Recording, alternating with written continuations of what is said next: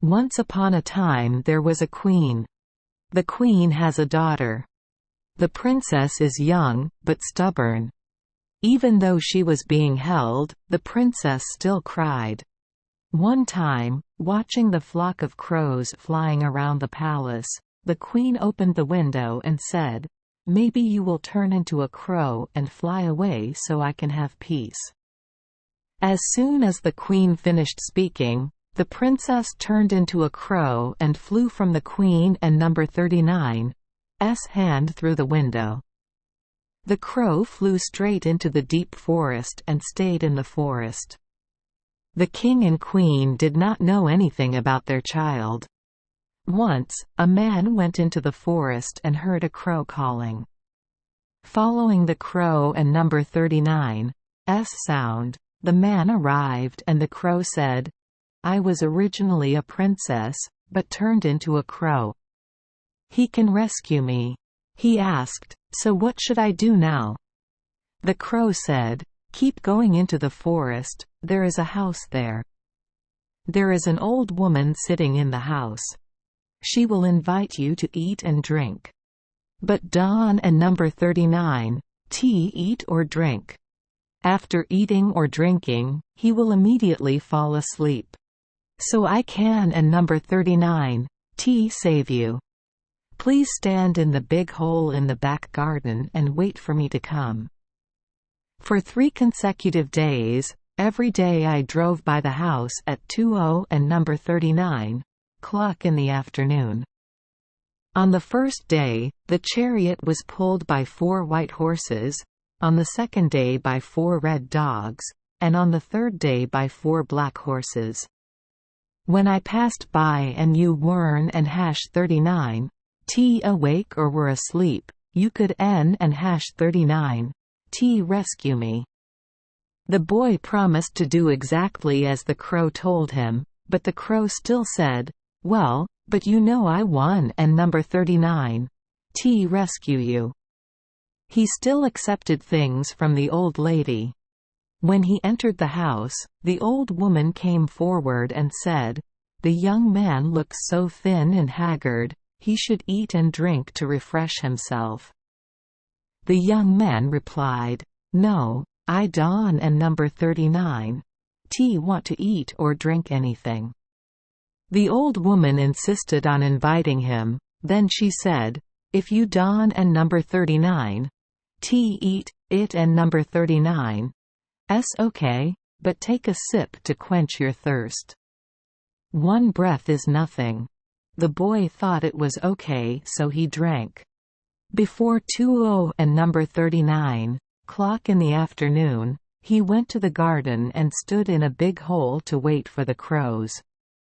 Standing in the hole, he suddenly felt tired and sleepy, unable to resist it. He fell asleep without realizing it.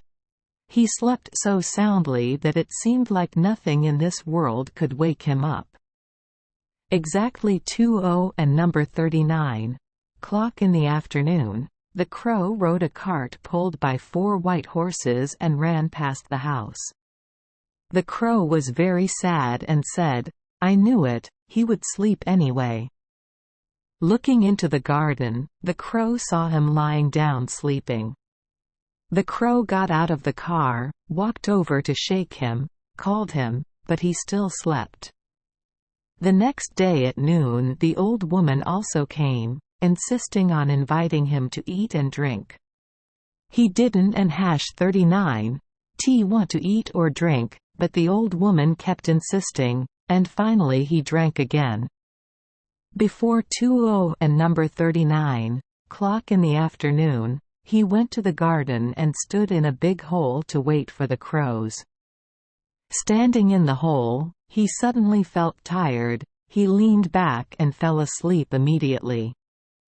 When the crow rode the cart pulled by 4 red dogs and ran past the house, the crow was very sad and said, "I knew it, he would sleep anyway." The crow got out of the car and walked over to shake him, but he still didn't and #39's wake up.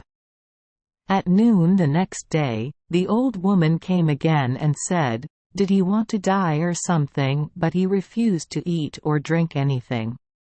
He replied, I don and number 39. T want to and I and number 39. Not allowed to. The old woman put the food and wine there and left. Smelling the smell of meat and wine, he could n and hash 39. T resist, so he took a long sip of wine. Before the scheduled time, he went to the garden and stood in the hole to wait for the crow.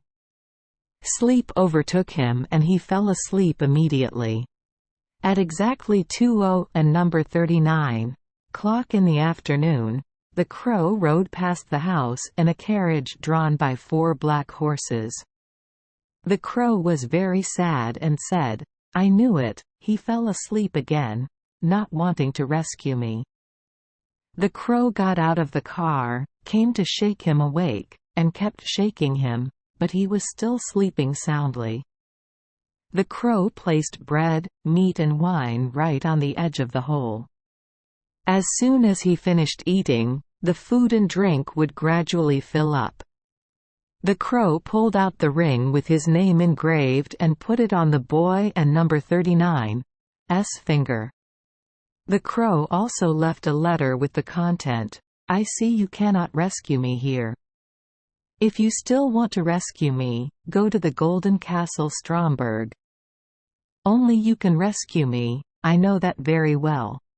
After everything was done, the crow got in the car and went to the Golden Castle of Stromberg. When he woke up, he realized he had fallen asleep, and he was very sad about that. He said, she must have driven by. So I could n and hash 39. T rescue her. He saw many things lying around him and a poem. He read poetry and knew how everything happened. He set off again and headed towards the Golden Castle of Stromberg. But because he didn't and hash 39 T know where the castle was, he got lost in the deep forest for 2 weeks and still could n and hash 39 T get out of the forest. When darkness fell, he was tired and leaned his back against a tree trunk to sleep. The next morning he went again. When it got dark, he was planning to lean against a tree trunk to sleep, but he heard a moaning sound that made it impossible for him to sleep. Looking around, he saw a glimmer of light in the distance. He stood up and walked towards the light. Arriving there, he saw a giant standing in front of the house. He thought, if the giant sees me, my life will be over. Finally he ventured to the front of the house. The giant saw it and said, you came just when I had nothing to eat. You have enough for my dinner. He said, I won and number 39 T let you swallow me up either. But if you and number 39 re hungry and want to eat, I have enough to fill your stomach. The giant asked, is that true? If so, please rest assured. I will only swallow you when there is nothing in my stomach. So they both sat at the table. The young man went to get bread, wine, and meat. No matter how much you eat, it will fill up again. The giant said, I would love it like this. And he continued to eat until he was satisfied. After eating, the young man said, Hey man, where is Stromberg Golden Castle? The giant said, let me see where it is on the map. He pulled out a map to look, but could n and hash 39 T find the castle anywhere.